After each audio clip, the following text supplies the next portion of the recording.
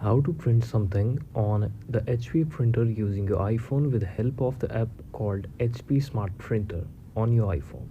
So this is how you can exactly do it. Firstly, I will tell you that if you do not have the app here on your device, then you can simply download it from the App Store by clicking on this and then simply search HP Smart application here, and then you're going to see that app.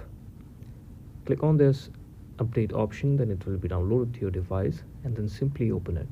As you can see, HP is loading right now. Here I have to simply connect my HP printer to my iPhone with some technicalities in this. So let me just do it. You just have to do the same process I'm doing right now.